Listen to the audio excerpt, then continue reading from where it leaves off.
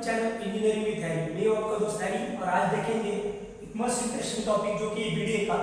आज से अपन BDA that is big data की लेक्चर सीरीज चालू कर रहे हैं और उसमें सबसे पहला टॉपिक मैंने लिया है एचडीएफएस। यही टॉपिक पहला क्यों लिया है, 10 मार्क के लिए आया 2019 में और बहुत बार आता है।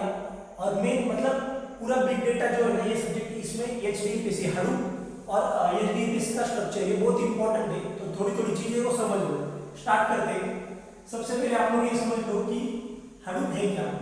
Hadoop is designed to scale up from a single server to thousand of machines and it is designed in such a way that local computation and storage is provided on each and every distributed system.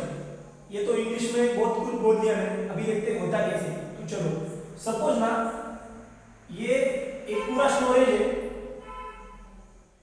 तो मैं इसको 4 parts में divide कर दिया और अब क्या किया मैंने 4 पीसेस दिए। ये एक सिंगल टास्क था, उसको 4 टास्क में डिवाइड कर दिया और 4 पीसेस लेके इन हर एक नोड पे एक एक इस पे मैंने ये सब डेटा डाल दिया। ओके, तो अभी क्या हो गया, जो स्टोरेज था वो भी डिस्ट्रीब्यूट हो गया और जो प्रोसेसिंग थी वो भी डिस्ट्रीब्यूट हो गई। तो टास्क क्या होगा, जल्दी स्पीड अप हो जाएगा। यही है हडूप में और ये HDFS that is Hadoop distributed file system architecture. एक फाइल सिस्टम लेकिन वो डिस्ट्रीब्यूटेड इस पे रख दी। जो डेटा था वो अभी 4 पीसेस पे मैंने डाल दिया, तो क्या हो गया, ये डिस्ट्रीब्यूटेड फॉर्म में हो गया और इधर लोकल स्टोरेज भी मिल गया और लोकल कंप्यूटेशन भी मिल गया। ओके, अभी आर्किटेक्चर देखो, समझ लो। सबसे पहली बात तो ये है कि देखो मेटा डेटा नेम नोड ऐसा ही कर, यहाँ पर जो दिया है पूरा आर्किटेक्चर। लेकिन बात क्या है ना, यहाँ पर सबसे पहले ध्यान में एक ये चीज रखो कि this is master slave architecture. Okay, this is master slave architecture. इतना भी आपको याद रहेगा तो एग्जाम में बाकी आप समझ जाओगे। तो मास्टर स्लेव आर्किटेक्चर मतलब कैसा है, इसमें मास्टर कौन है, ये जो नेम नोड है ना, this one is master node. Okay, this is master and इसका अभी देखो हायरार्की देखो ऊपर से लेके नीचे तक। तो नेम नोड, उसके नीचे कौन है, ये client and then data node. तो ये जो डेटा नोड है ना, इधर और इधर दो साइड में दिया है, this one is slave node. Okay, this is slave. इतना तो समझ गए। अभी चलो इतना तो समझ गए, तो फिर मास्टर के ऑर्डर्स पर फॉलो करता है स्लेव और हमेशा ऑर्डर कौन देगा, master.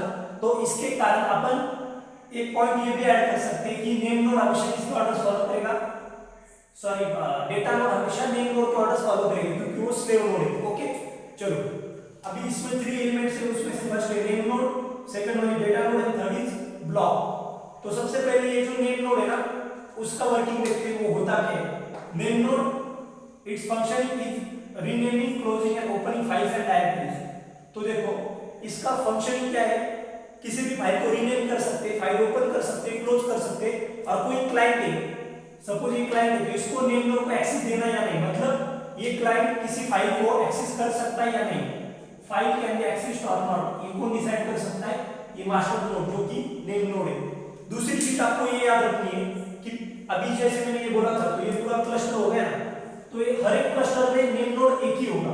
It will contain only one name node.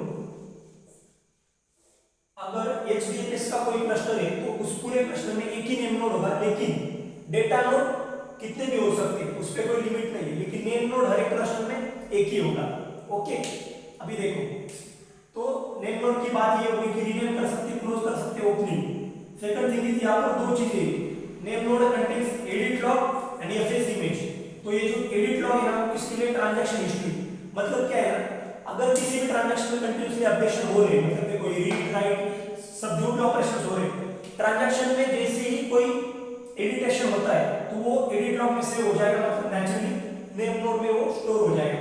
दूसरी चीज एफएस इमेज, इसमें क्या है, entire name space and block properties, मतलब ये जो पार्ट है मेटा डेटा, तो नेम नोड को एक्सेस किसका है, मेटा डेटा का, जिसमें नेम है, रेप्लिकाज है, जो फाइल का पूरा डायरेक्टरी है वो भी किसमें स्टोर है, नेम नोड में।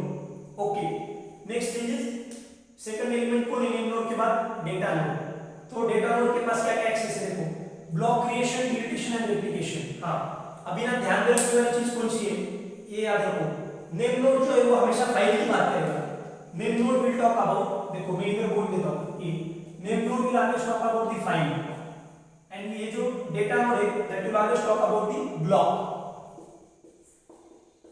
मतलब कि दोनों का फंक्शनिंग सेम होगा, लेकिन हमेशा जैसे देखो इधर renaming closing and opening of files, ये एक्सेस किसके पास है, नेम नोड के पास। लेकिन block creation, deletion and replication, इधर भी फाइल क्रिएट हो रही है, रीनेम हो रही है, लेकिन यहाँ पर ब्लॉक क्रिएट हो रहा है, ब्लॉक डिलीट कर सकते हैं, रेप्लिकेट कर सकते हैं। ये कौन कर रहा है, डेटा नोड।